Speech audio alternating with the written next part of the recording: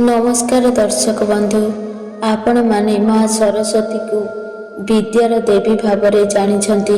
कारण माँ सरस्वती हेउछंती विद्यादात्री। प्रत्येक विद्यार्थी उत्तम विद्या प्राप्त करिबा पई माँ सरस्वतींकर आराधना करिथांती। जेते बड़ महा मूर्ख होइथिले मध्य जदि ताकू माँ सरस्वतींकर कृपा प्राप्त होई जाए तेबे से मध्य महाज्ञानी रे परिणत होई जाए। एहार सबुठारु बड़ ज्वलंत उदाहरण हेउची कालिदास, जिए कि महामूर्ख थिले, माँ सरस्वतींकर दयारु महाज्ञानी रे परिणत हेले। तेणु जेउ व्यक्ति को माँ सरस्वतींकर आशीर्वाद प्राप्त होइथाए तांको पाई किछि भी हासिल करिबा संभव होइथाए।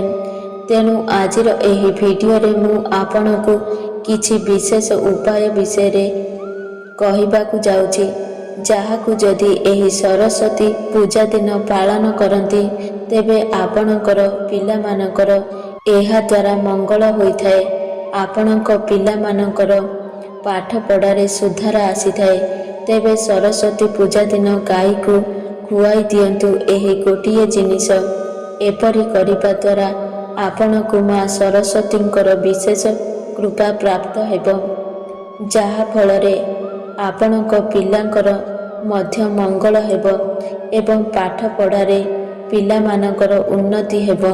दर्शक बंधु, सर्वप्रथमे जानिबा जे गाईर सेवा किपरि भाबरे करा जाए एवं गाई को केउ गुप्त जिनिस सरस्वती पूजा दिन खाइबाकू देले आपणक घरे धनर वृद्धि हेबो।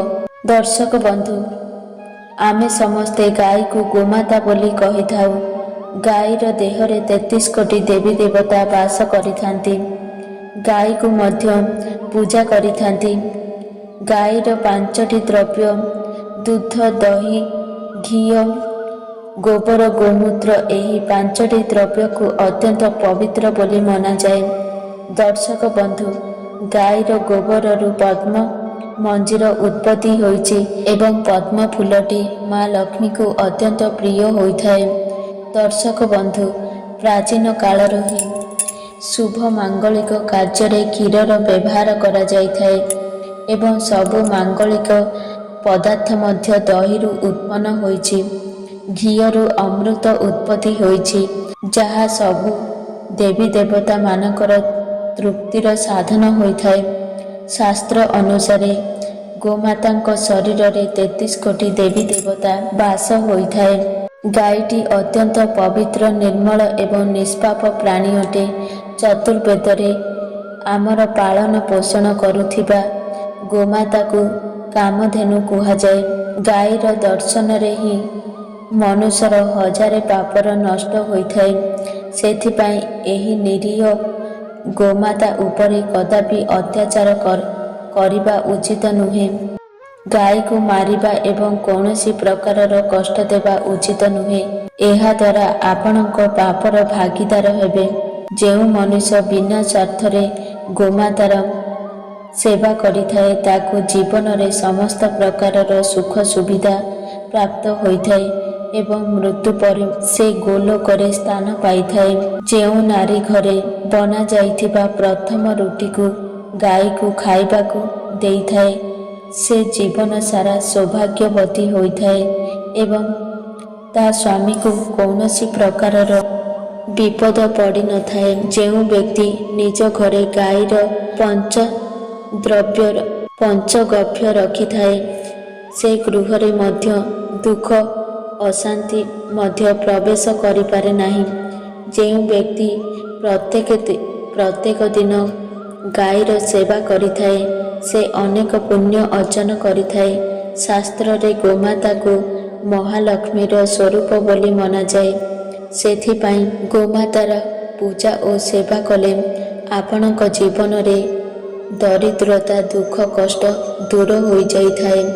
प्राचीन कालरू ही गोमातार सेवा करिबार परंपरा रही आसीछि एवं प्राचीन कालरे ऋषि मुनि माने तांकर कुटीर रे गोमाता को रखी तांकर सेवा करुथिले एवं प्राचीन कालरे राजा महाराजा माने गोदान କରୁଥିଲେ, କାରଣ ଗୋଦାନ କରିବା ଦ୍ୱାରା ଅନେକ ପାପର କ୍ଷୟ ହୁଏ ଏବଂ ମନୁଷ୍ୟକୁ ମୋକ୍ଷ ପ୍ରାପ୍ତି ମିଳେ। ଗୋମାତାଙ୍କର ଦର୍ଶନ ମଧ୍ୟ ଅତ୍ୟନ୍ତ ଶୁଭ ହୋଇଥାଏ। ଶାସ୍ତ୍ରରେ ବର୍ଣ୍ଣିତ ଅଛି କି ଯଦି ଆପଣ ସକାଳୁ ଉଠି ଗୋମାତାଙ୍କ ଦର୍ଶନ ପ୍ରଥମେ କରିବେ ତେବେ ଆପଣଙ୍କୁ ଅନେକ ପୁଣ୍ୟ ଫଳ ପ୍ରାପ୍ତ ହେବ ଏବଂ ସକାଳୁ ଯଦି ଆପଣ ଗୋବର ଦର୍ଶନ କରନ୍ତି ତେବେ ଆପଣଙ୍କୁ ଲକ୍ଷ୍ମୀ ପ୍ରାପ୍ତ ହେବ। ଯଦି ଆପଣ କୌଣସି କାର୍ଯ୍ୟରେ ଯାଉଛନ୍ତି ଏବଂ ଆପଣ ସାମ୍ନାରେ ଗୋମାତାଙ୍କୁ ଦେଖୁଛନ୍ତି ତେବେ ସେ କାର୍ଯ୍ୟରେ ଆପଣ ନିଶ୍ଚୟ ସଫଳତା ପାଇବେ।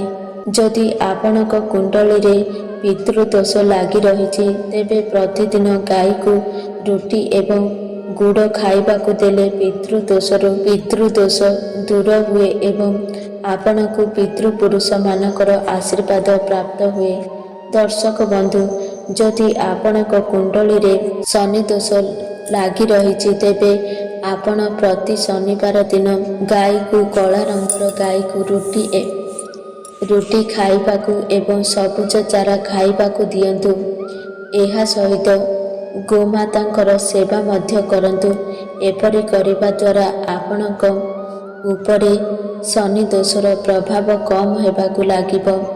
ଦର୍ଶକ ବନ୍ଧୁ, ଆପଣଙ୍କ କୁଣ୍ଡଳୀରେ ଶୁକ୍ର ଗ୍ରହର ସ୍ଥିତି ଦୁର୍ବଳ ହୋଇଥାଏ ତେବେ କୁଣ୍ଡଳୀରେ ଶୁକ୍ର ଗ୍ରହର ସ୍ଥିତିକୁ ମଜବୁତ କରିବା ପାଇଁ ଆପଣ ପ୍ରତ୍ୟେକ ଦିନ ଧଳା ରଙ୍ଗର ଗାଈକୁ ସକାଳେ ତିଆରି ହୋଇଥିବା ପ୍ରଥମ ରୁଟିକୁ ଖାଇବାକୁ ଦିଅନ୍ତୁ। ଏପରି କରିବା ଦ୍ୱାରା ଆପଣଙ୍କ କୁଣ୍ଡଳୀରେ ଶୁକ୍ର ଗ୍ରହର ସ୍ଥିତି ମଜବୁତ ହେବ ଏବଂ ଯଦି ଆପଣଙ୍କ କୁଣ୍ଡଳୀରେ ବୁଧ ଗ୍ରହ ଦୁର୍ବଳ ଅଛି ତେବେ ଆପଣ ପ୍ରତ୍ୟେକ ବୁଧବାର ଦିନ ଗାଈକୁ ସବୁଜ ଘାସ ଖାଇବାକୁ ଦେଲେ ଆପଣଙ୍କ କୁଣ୍ଡଳୀର ବୁଧ ଗ୍ରହ ମଜବୁତ ହେବ। ଦର୍ଶକ ବନ୍ଧୁ, ମଙ୍ଗଳ ଦୋଷରୁ ମୁକ୍ତି ପାଇବା ପାଇଁ ଗୋଟିଏ ମାଟିଆ କିମ୍ବା ଲାଲ ରଙ୍ଗର ଗାଈକୁ ମଙ୍ଗଳବାର ଦିନ ଗୁଡ଼ ଏବଂ ଚଣା ଖାଇବାକୁ ଦେଲେ ଏବଂ ତାର ସେବା କଲେ ମଙ୍ଗଳର କୁପ୍ରଭାବରୁ ଆପଣଙ୍କୁ ମୁକ୍ତି ମିଳିବ। ଦର୍ଶକ ବନ୍ଧୁ, ଯଦି ଆପଣଙ୍କ କୁଣ୍ଡଳୀରେ ବୃହସ୍ପତି ଠିକ୍ ନଥାଏ ତେବେ ବୃହସ୍ପତି ସ୍ଥିତିକୁ ଠିକ୍ କରିବା ପାଇଁ ଆପଣ ରୁଟି ଉପରେ ଗୁଡ଼ ଆଉ ଚଣା ରଖି ଗାଈକୁ ଖାଇବାକୁ ଦିଅନ୍ତୁ। ଏପରି କରିବା ଦ୍ୱାରା ଆପଣଙ୍କ କୁଣ୍ଡଳୀର ବୃହସ୍ପତି ଗ୍ରହ ମଜବୁତ ହୋଇଥାଏ। ବୃହସ୍ପତିକୁ ମାଙ୍ଗଳିକ ଗ୍ରହ ବୋଲି କୁହାଯାଏ। ବୃହସ୍ପତି ଆପଣଙ୍କ ଜୀବନରେ ସମସ୍ତ ମାଙ୍ଗଳିକ କାର୍ଯ୍ୟ ଉପରେ ପ୍ରଭାବ ପକାଇଥାନ୍ତି।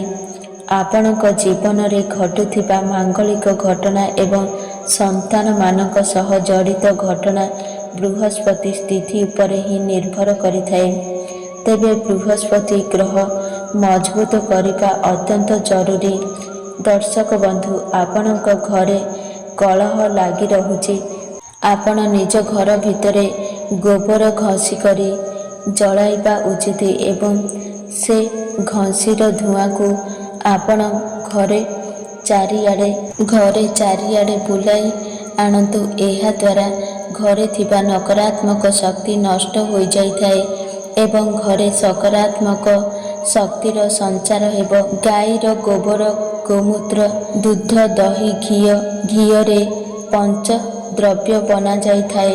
ଏହାକୁ ପଞ୍ଚଗବ୍ୟ ବୋଲି ମଧ୍ୟ କୁହାଯାଏ ଏବଂ ଏହା ପାପନାଶକ ଅଟେ।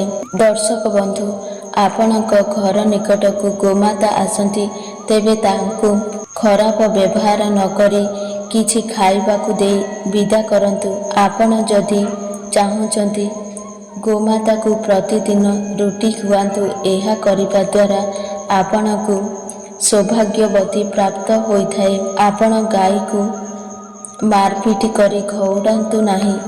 ଯଦି ଗୋମାତା ଆପଣଙ୍କ ଘରୁ ଦୁଃଖରେ ଫେରେ ତେବେ ମାତା ଲକ୍ଷ୍ମୀ ମଧ୍ୟ ସେମିତିକା ଘରେ ରୁହନ୍ତି ନାହିଁ। ନାରୀମାନେ ପ୍ରତ୍ୟେକ ଦିନ ଗାଈକୁ ରୁଟି ଖାଇବାକୁ ଦିଅନ୍ତୁ। ଏହା ଦ୍ୱାରା ଗୋମାତାଙ୍କର ଆପଣଙ୍କୁ ଆଶୀର୍ବାଦ ପ୍ରାପ୍ତ ହୋଇଥାଏ ଏବଂ ସମସ୍ତ ମନସ୍କାମନା ପୂର୍ଣ୍ଣ ହୋଇଥାଏ।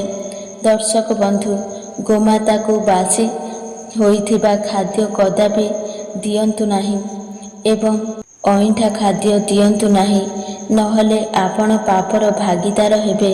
କାରଣ ଗୋମାତାର ଶରୀରରେ 33 କୋଟି ଦେବୀ ଦେବତା ବାସ ହୋଇଥାଏ।